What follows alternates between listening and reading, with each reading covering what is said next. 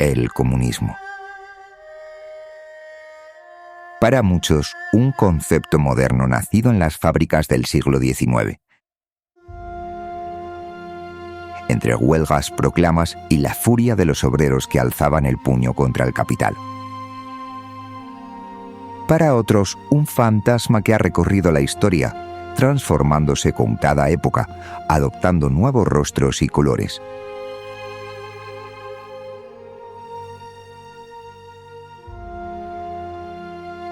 Pero lo cierto es que su origen es mucho más antiguo y mucho más extraño de lo que suele contarse.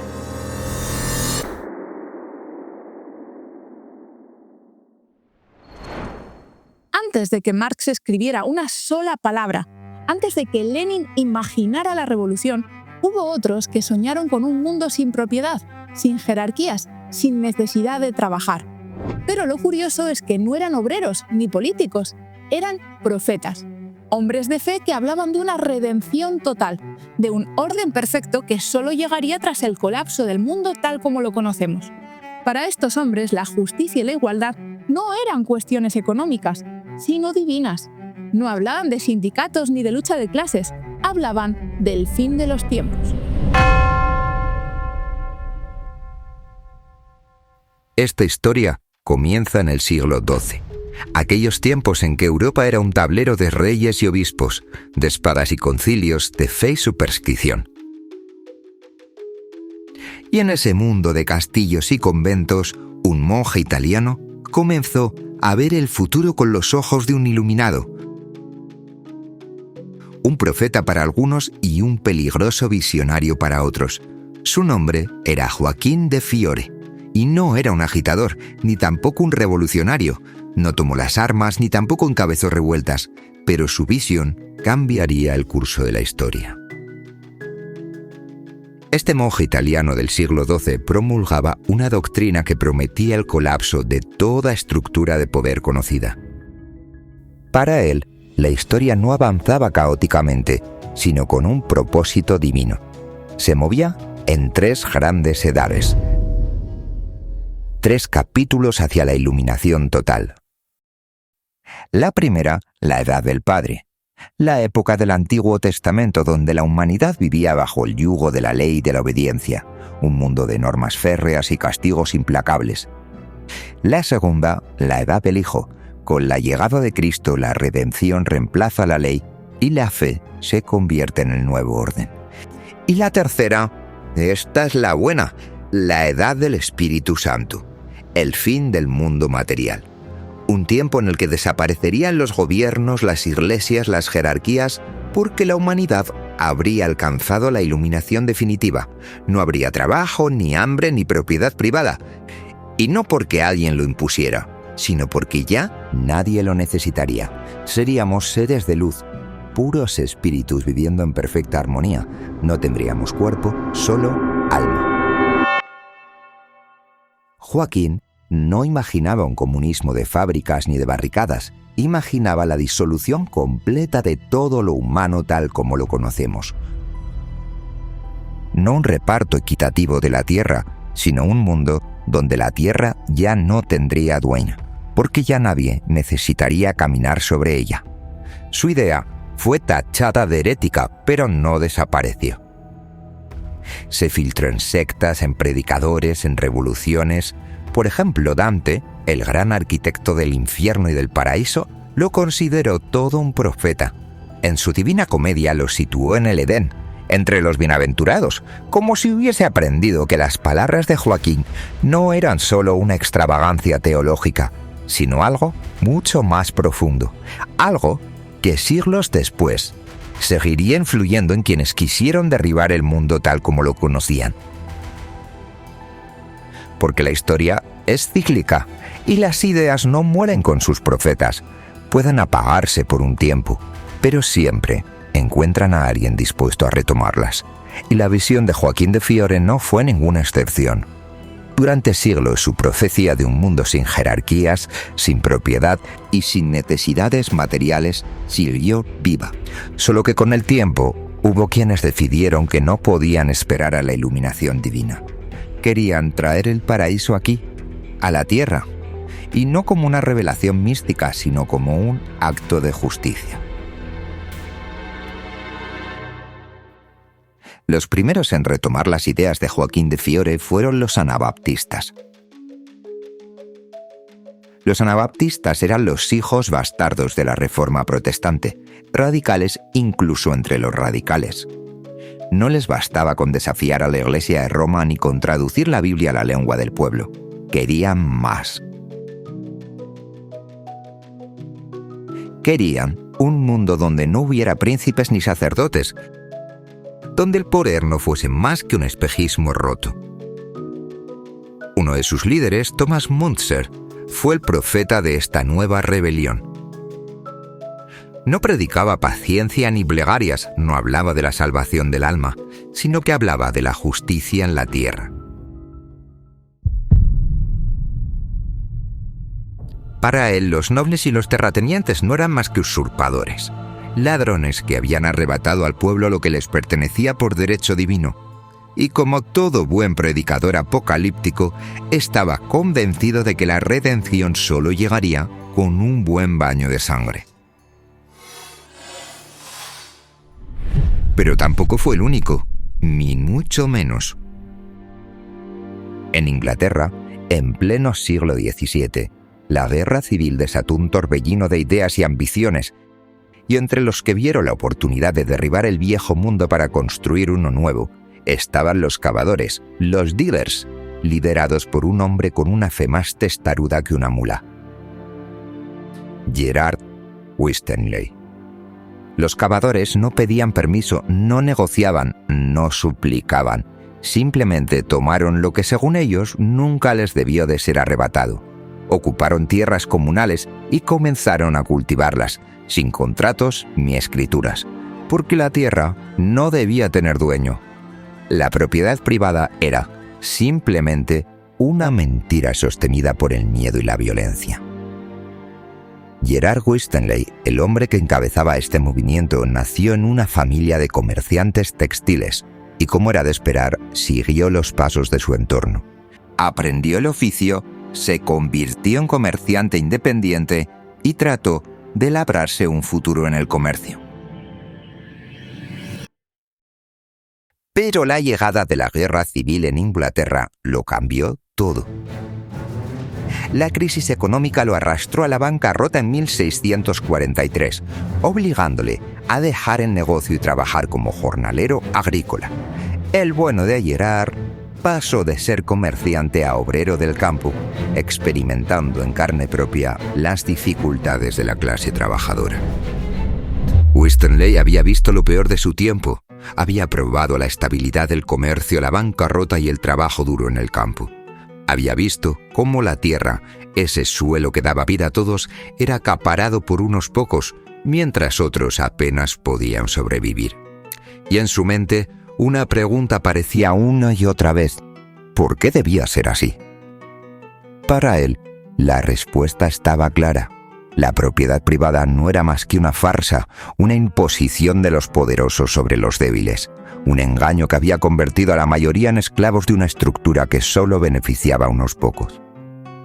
¿Y si Dios había creado la tierra para todos, con qué derecho alguien podía acercarla y llamarla suya?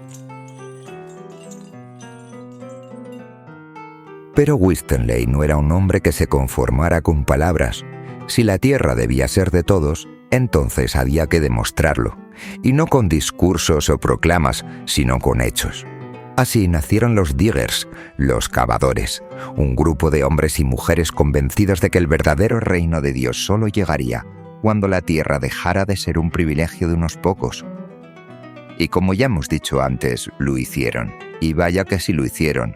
No pidieron permiso ni negociaron, simplemente tomaron las tierras comunales de St. George Hill, cavaron la tierra, la sembraron y comenzaron a vivir de ella.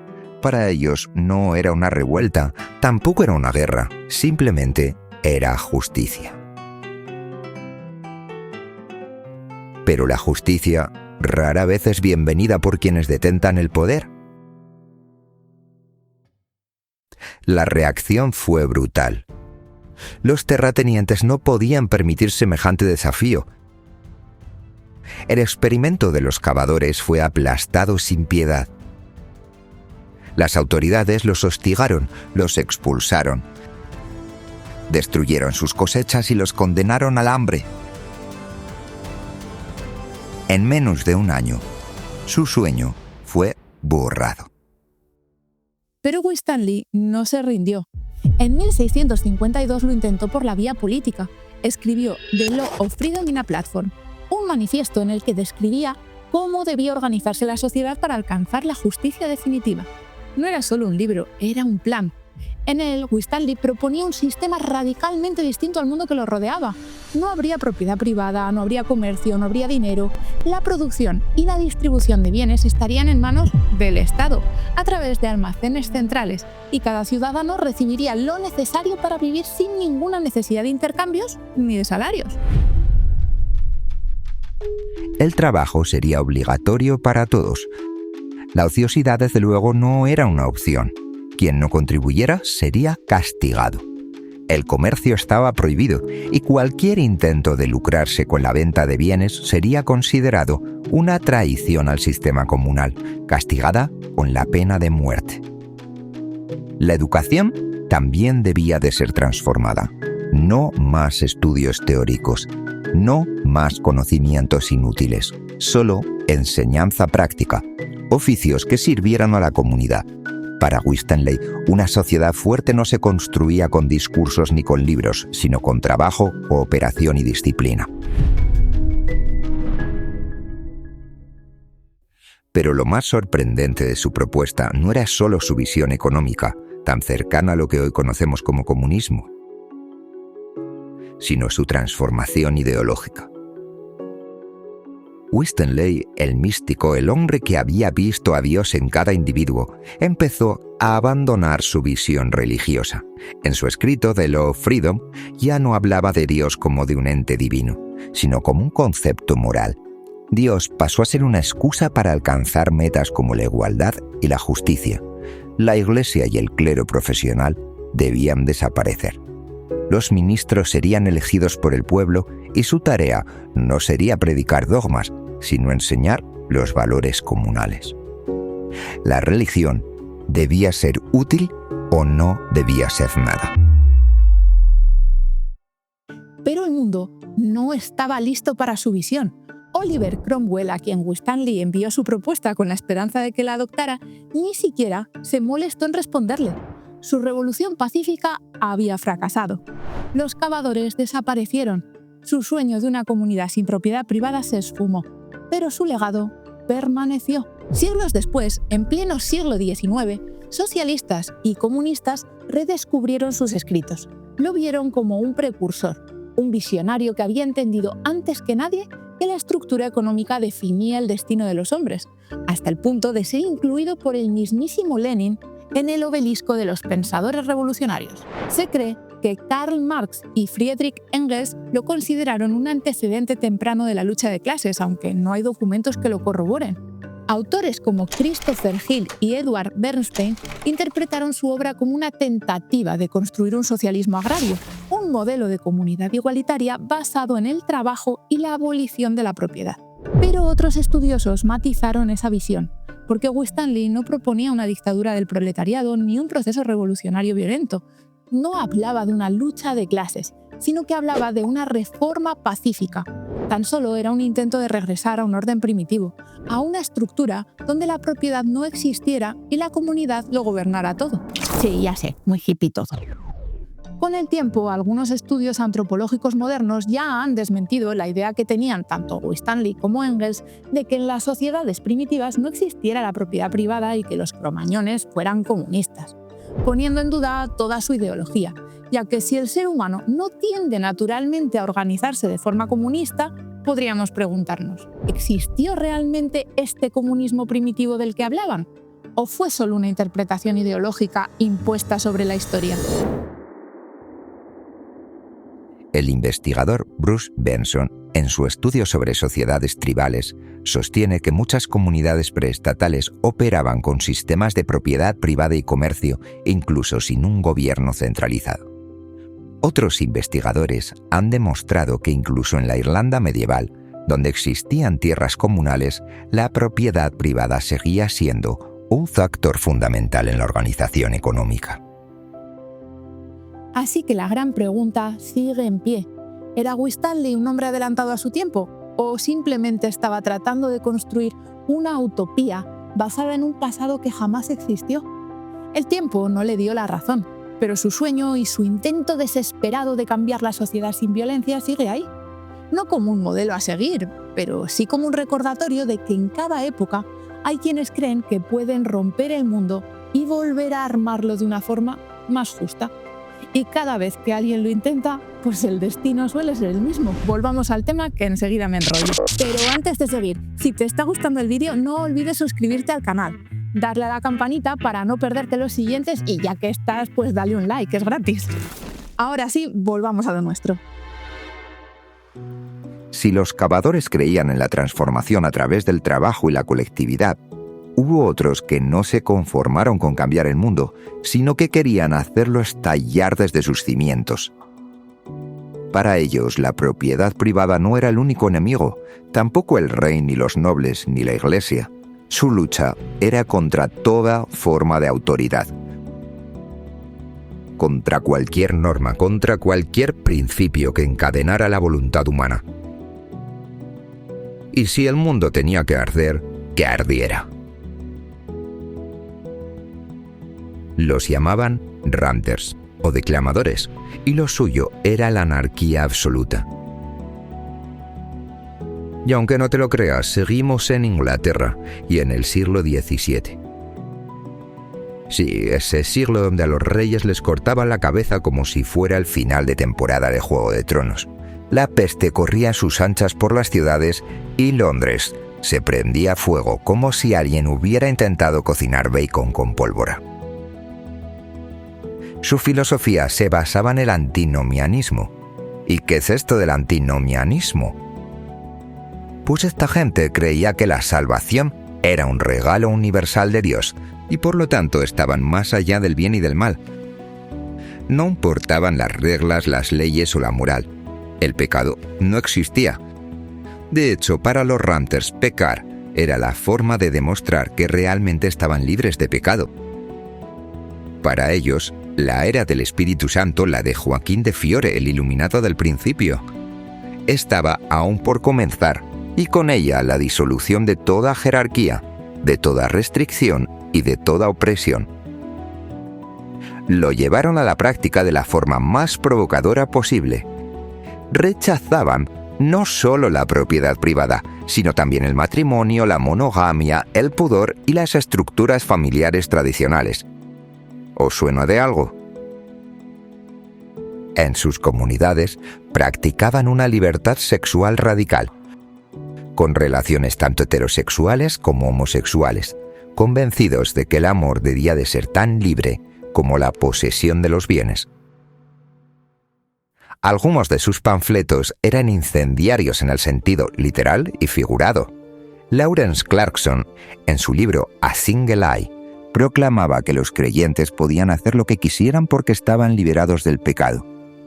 Abby Scott, en Fiery Flying Roll, clamaba por el fin de la jerarquía, el dominio de la comunión y la llegada de una sociedad donde todo sería de todos. Joseph Salmon, con Hates in Depth and Depth in Hates, defendía que el mundo debía sumergirse en la locura para encontrar su verdadero equilibrio. El escándalo fue mayúsculo. A las autoridades inglesas no les preocupaba solo su rechazo a la propiedad privada, sino la amenaza que representaban para el orden social y moral. A diferencia de los cavadores que podían ser vistos como meros alborotadores agrarios, los ranters eran un cáncer que debía ser extirpado. En la década de 1650 fueron perseguidos, encarcelados y en muchos casos obligados a retractarse. Pero sus ideas no desaparecieron. Como todas las utopías fallidas, quedaron latentes, esperando otro momento de caos para resurgir. Pero si los declamadores representaban el desenfreno y la anarquía, en el otro extremo del espectro estaban los hombres de la Quinta Monarquía. Estos compartían con los anabaptistas de la Reforma la convicción de que la historia tenía un destino profético. Solo ellos serían salvados, y su misión en la tierra era purgar a los impíos para allanar el camino a la segunda venida de Cristo. Los hombres de la Quinta Monarquía estaban convencidos de que el reino de Dios estaba a punto de instaurarse y que debían preparar su llegada, aunque eso implicara violencia y subversión.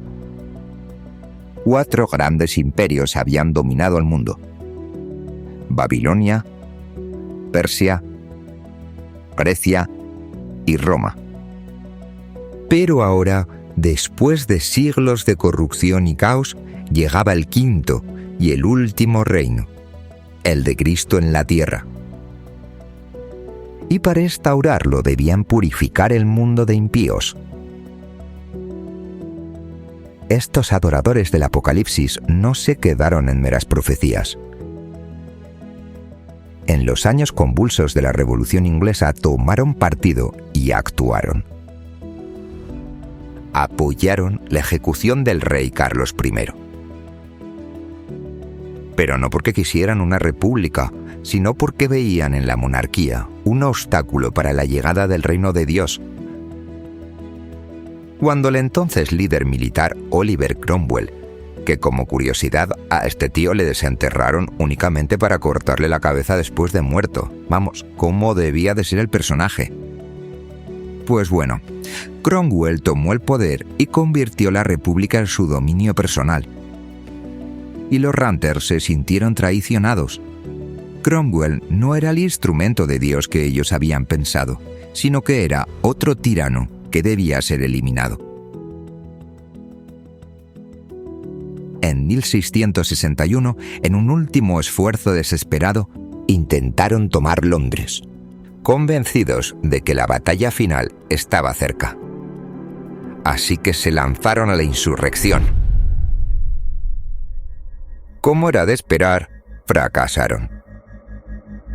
Fueron capturados y ejecutados o enviados al exilio, y así, su sueño de instaurar el reino de Cristo en la tierra terminó, como tantos otros, ahogado en sangre.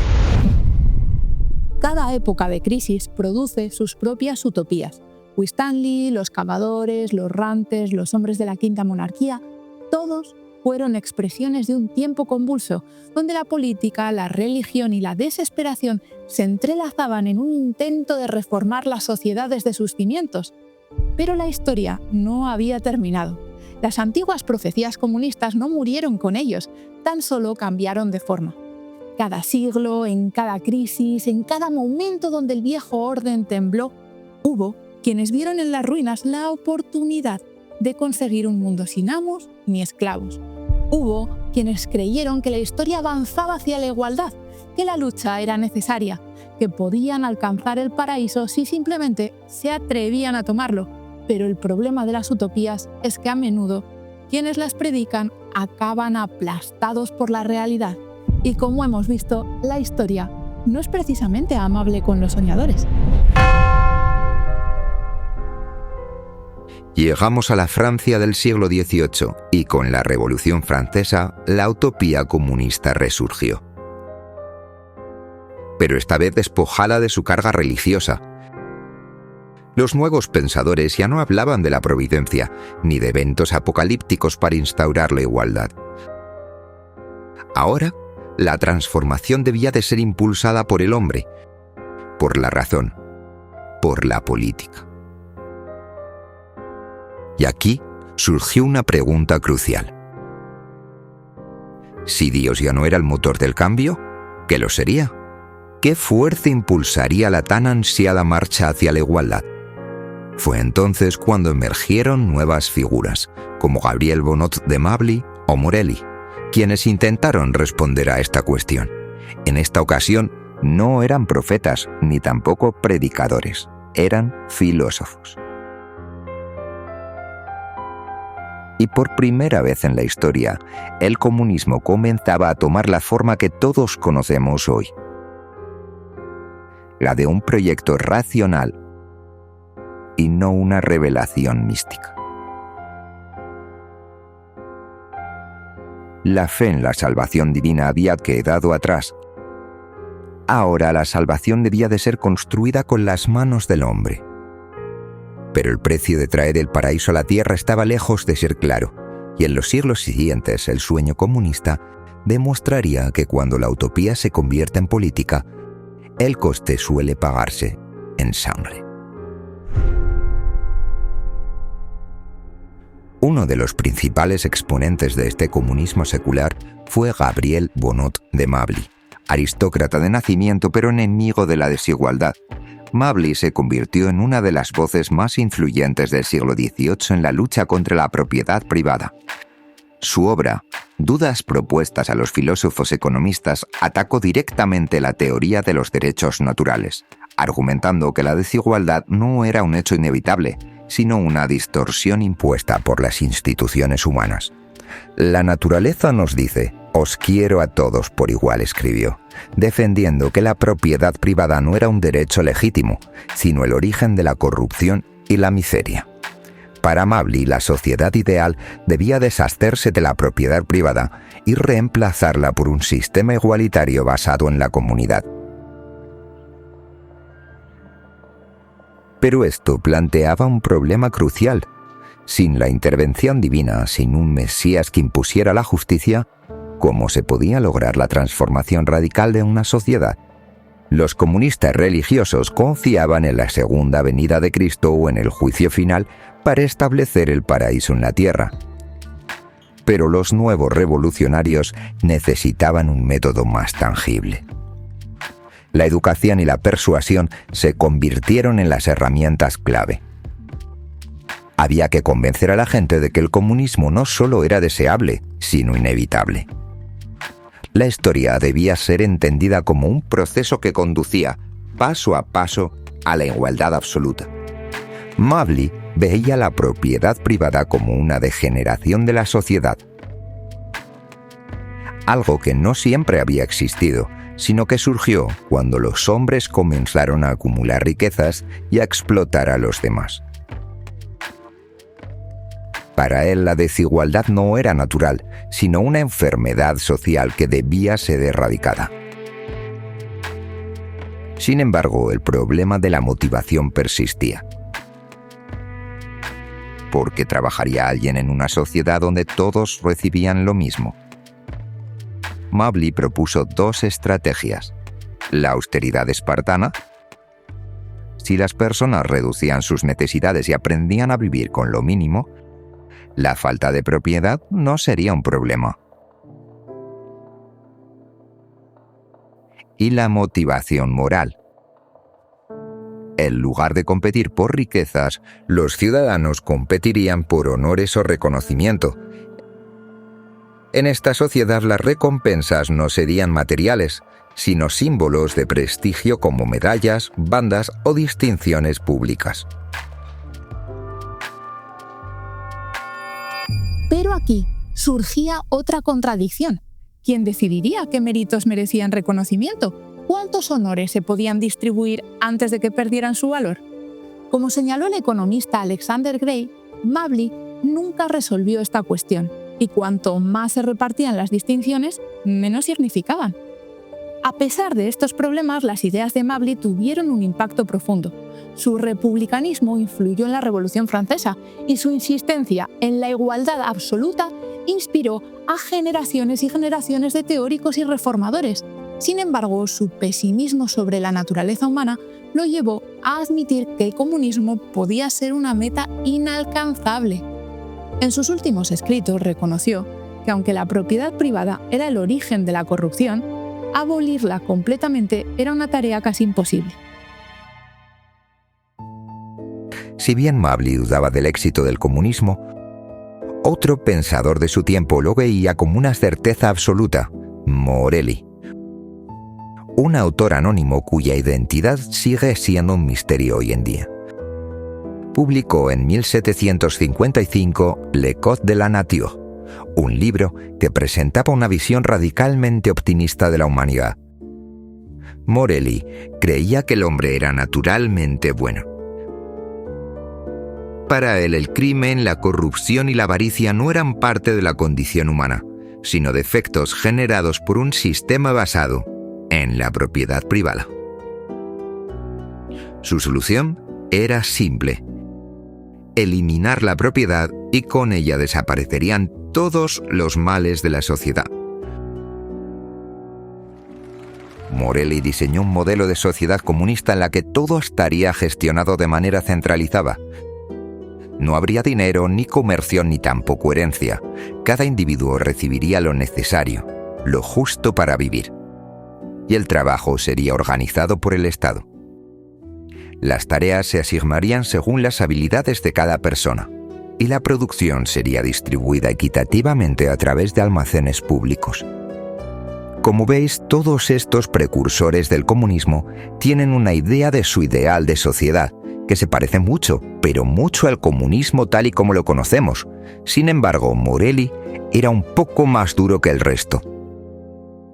Él proponía que la avaricia debía ser castigada con la pena de muerte. Cualquier intento de acumular bienes o de comerciar fuera del sistema era considerado una traición a la comunidad y por tanto debía ser erradicado sin piedad. La transición del comunismo religioso al comunismo racional trajo consigo un dilema esencial.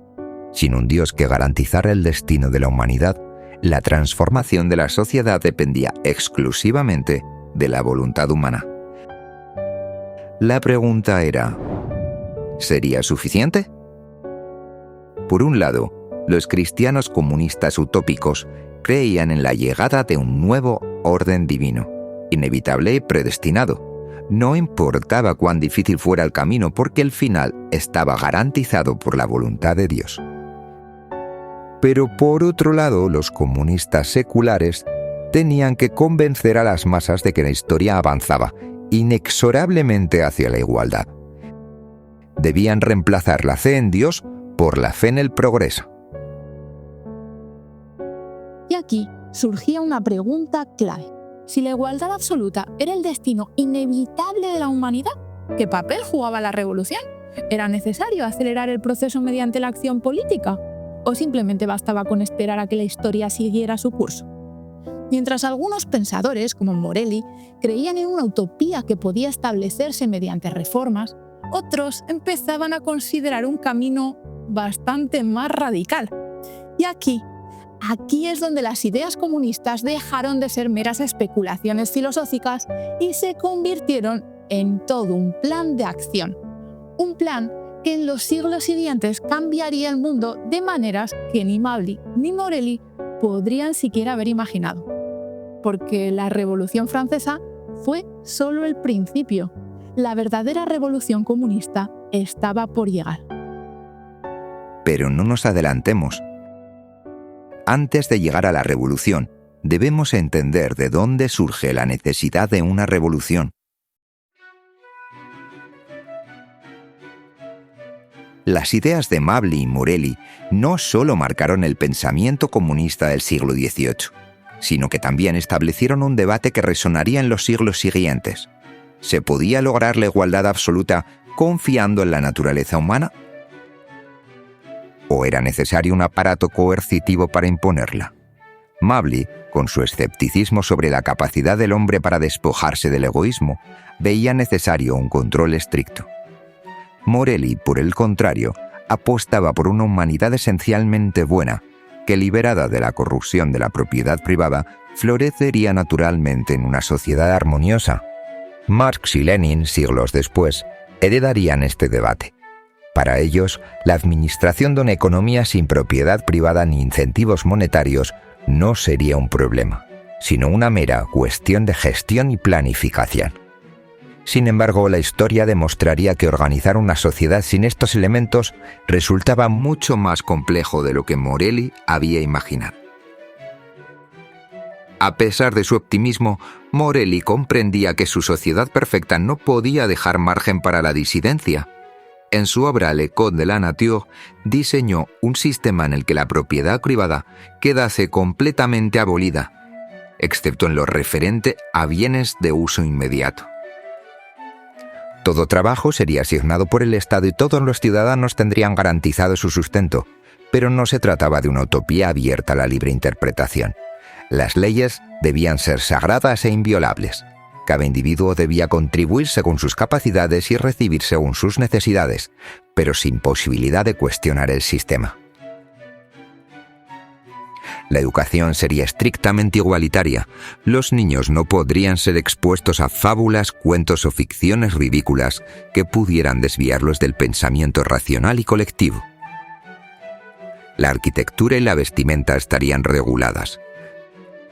Todas las edificaciones debían ser idénticas y la ropa confeccionada con los mismos materiales. Se buscaba eliminar cualquier diferencia que pudiera generar desigualdad o conflictos. Y por supuesto, cualquier intento de alterar este orden ideal sería castigado. No con multas ni con cárcel temporal, sino con el aislamiento perpetuo o el encarcelamiento de por vida.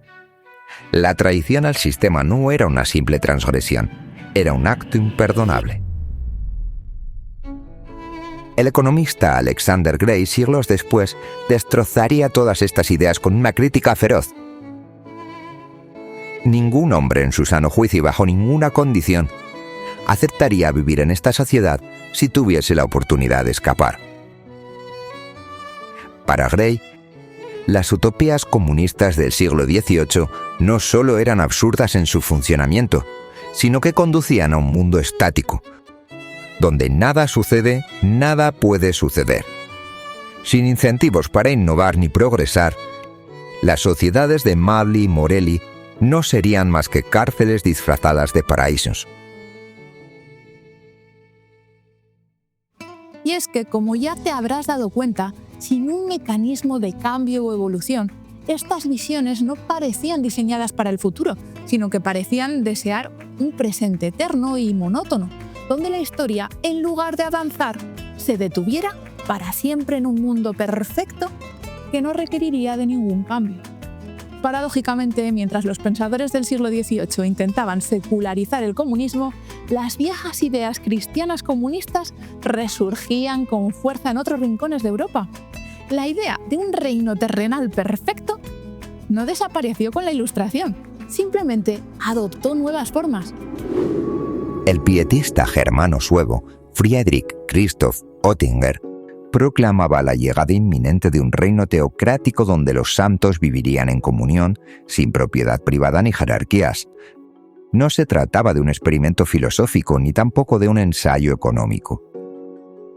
Para Oettinger, la transformación de la sociedad era parte de un plan divino inmutable. Todavía en el siglo XVIII, en Francia, el místico Louis Claude de Saint-Martin describía en Los errores de la verdad una iglesia interior de los elegidos, una hermandad espiritual oculta que había existido desde el inicio de los tiempos y que pronto instauraría un nuevo orden. Esta visión se desarrolló en los círculos rosacruces de Baviera, donde pensadores como Karl von Eckartshausen defendían la existencia de una sociedad de iluminados que remontaba su linaje hasta el mismísimo Abraham. Estos grupos no hablaban de revolución proletaria ni de planificación económica. Su comunismo no se basaba en cálculos ni en modelos teóricos, sino en la fe. La era del Espíritu Santo estaba cerca, y con ella llegaría el gobierno de los justos. Para ellos, la transformación de la humanidad no dependía de un cambio en las instituciones, sino de una purificación espiritual. La historia, según su visión, estaba a punto de entrar en su última etapa.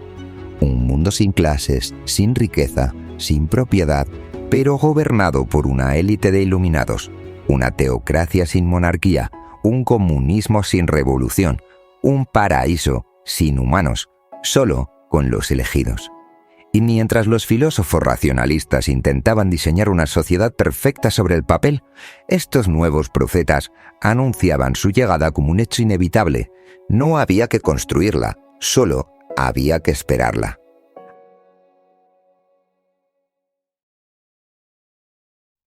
A finales del siglo XVIII, mientras las utopías comunistas de Morelli y de Mably seguían siendo poco más que experimentos intelectuales, un hombre decidió convertirlas en un plan concreto para la revolución. Su nombre era François-Noël Babet, pero la historia lo recuerda como Gracchus Babet.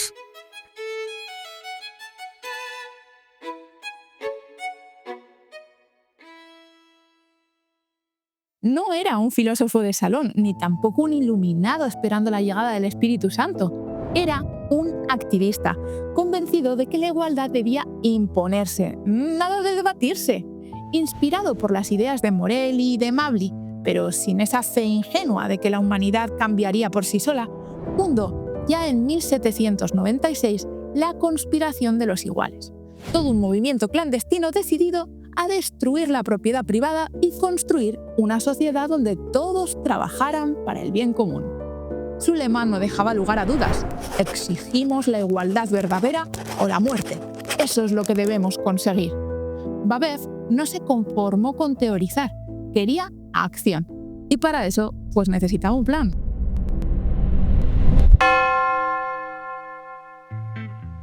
En 1795, mientras Francia aún se tambaleaba por la revolución y la caída del terror, Babet y sus seguidores comenzaron a organizar su movimiento.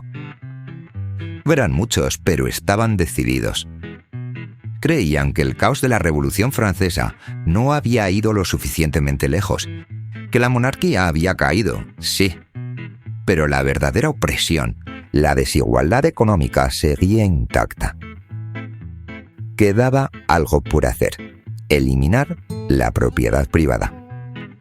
Pero no podían quedarse ahí. Para que la sociedad comunista funcionara, cada aspecto de la vida debía ser regulado. Las ideas de un comunismo que surge de forma natural habían sido desechadas, y la imposición de férreas normas parecía a estas alturas la única forma de alcanzar este soñado objetivo. Las comidas serían comunitarias y obligatorias. No habría más cenas privadas ni festines individuales. Todos comerían lo mismo, en los mismos espacios, sin ninguna excepción. El ocio quedaría estrictamente vigilado.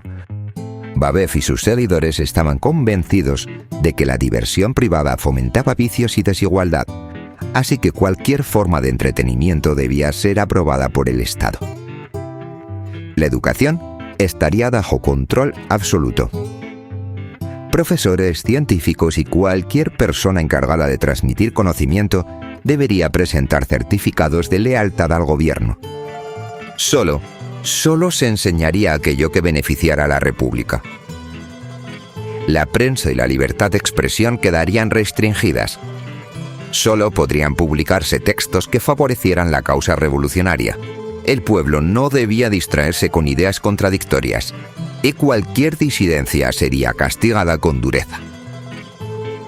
La revolución no podía permitirse dudas ni críticas.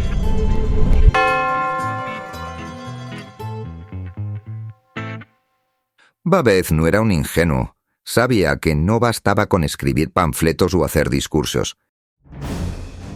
La revolución no se lograría con palabras, sino con acción. Lo que hizo fue un llamamiento a los pobres a levantarse contra los ricos y a tomar por la fuerza lo que les pertenecía. Que todo regrese al caos y que del caos emerja un nuevo mundo regenerado. La conspiración de Babet no duró mucho. En mayo del mismo 1796, en el que fundó la Conspiración de los Iguales, sus planes fueron descubiertos. Las autoridades francesas no estaban dispuestas a permitir otro levantamiento en medio del frágil equilibrio de la posrevolución. Babet fue arrestado junto con sus seguidores. Un año después, en 1797, fue ejecutado. Su sueño de una sociedad comunista murió con él, o al menos eso parecía. Aunque la guillotina silenciaba a Babet, su eco no se apagó. Sus ideas, como semillas arrojadas al viento, encontraron tierra fértil en hombres como Filippo Buonarroti. un superviviente de la conspiración de los iguales. Buonarroti no se rindió. En 1828 publicó La conspiración por la igualdad, un testimonio que inmortalizó el sueño de Babet. Este libro cruzó fronteras, encendiendo la imaginación de revolucionarios como Luis Augusto Blanqui y más tarde Karl Marx. Para Buonarroti, la igualdad no llegaría sola, requería una vanguardia, una élite revolucionaria que guiara al pueblo hacia un mundo sin clases. El comunismo dejó de ser un sueño abstracto o una profecía divina. Se convirtió en un plan, una estrategia. La idea de una vanguardia revolucionaria que Buonarroti defendió anticipó lo que vendría después: el leninismo, las revoluciones del siglo XX. Babet y sus seguidores no solo imaginaron un mundo igualitario, comenzaron a mostrar cómo alcanzarlo. En las décadas de 1830 y 1840, Europa hervía con estas ideas. La Liga de los Justos, fundada en París y trasladada a Londres, llevó el mensaje de Babet más lejos. Bajo líderes como Karl Seiper y Wilhelm Weitling, mezclaron fervor cristiano con demandas radicales: abolir el dinero, la propiedad y el egoísmo burgués. Pero pronto, esa visión religiosa dio paso a algo nuevo. En 1847, la Liga de los Justos se transformó en la Liga de los Comunistas. Y con ella llegaron dos nombres que cambiarían la historia: Karl Marx y Friedrich Engels. Su manifiesto comunista de 1848 no solo recogió el legado de Babet, lo redefinió. Un espectro recorre Europa, el espectro del comunismo. Esa frase no era solo retórica, era una declaración de guerra al viejo mundo. Desde la visión sobrenatural de Joaquín de Fiore hasta la conspiración fallida de Babet, el comunismo había recorrido un largo camino. Sin embargo, ya no era una fantasía de filósofos, ni tampoco una promesa de iluminados. Era una fuerza viva, un movimiento que se extendía por fábricas, calles y mentes. Las revoluciones de 1848 estaban a la vuelta de la esquina y con ellas el comunismo encontró su voz definitiva en Karl Marx. Lo que comenzó como un susurro en el siglo XII se convirtió en un grito que resonaría por siglos y nos traería hasta donde nos encontramos hoy.